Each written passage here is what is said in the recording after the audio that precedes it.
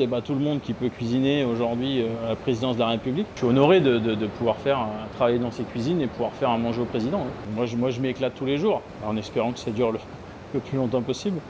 Sébastien Guérin, chef de parti à l'Élysée. Je prépare actuellement la finale du championnat du monde de chou farci qui se déroulera le 18 novembre à Limoges.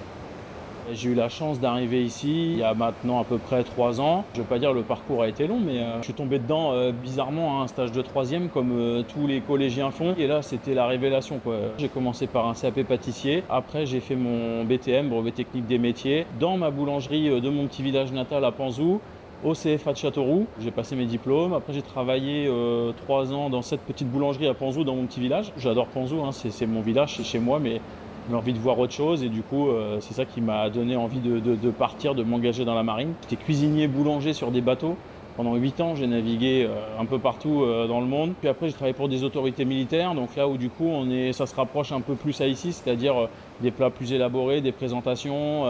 On reçoit quand même des gens au gradé, des personnalités. Donc forcément, une cuisine un peu plus travaillée. J'avais toujours cette petite chose en moi qui disait plus tard, je gravirai les étapes pour justement cuisiner pour des autorités. C'est ce qui s'est passé. À force je pense, de travail et puis d'envie, j'ai postulé pour des postes.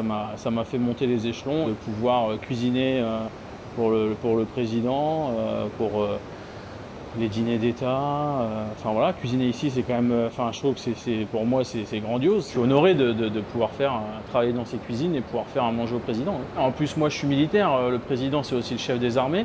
Donc forcément, ça fait un peu double casquette. C'est-à-dire, je cuisine pour le président de tous les Français et en plus le chef des armées.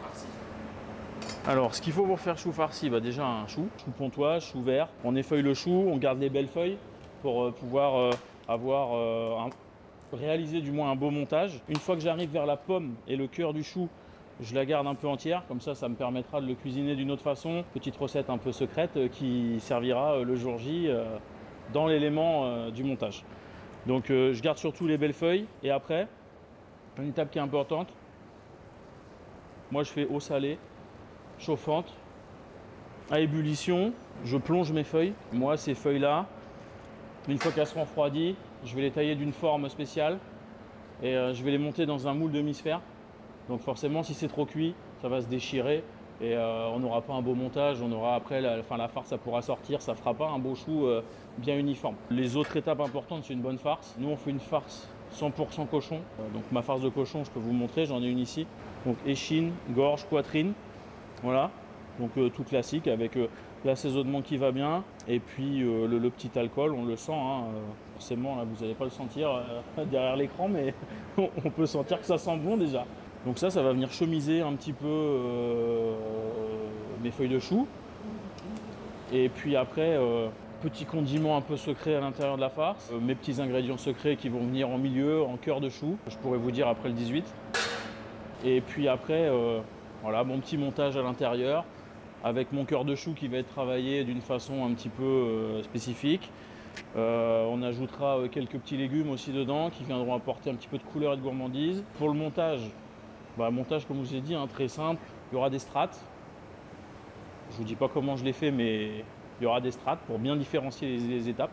Feuilles de chou taillées un peu d'une forme bien spécifique dans un moule demi-sphère. Comme on peut le faire, hein, à la maison, il y en a, ils le font dans un saladier. Nous, on a fait un petit moule demi-sphère un petit peu travaillé.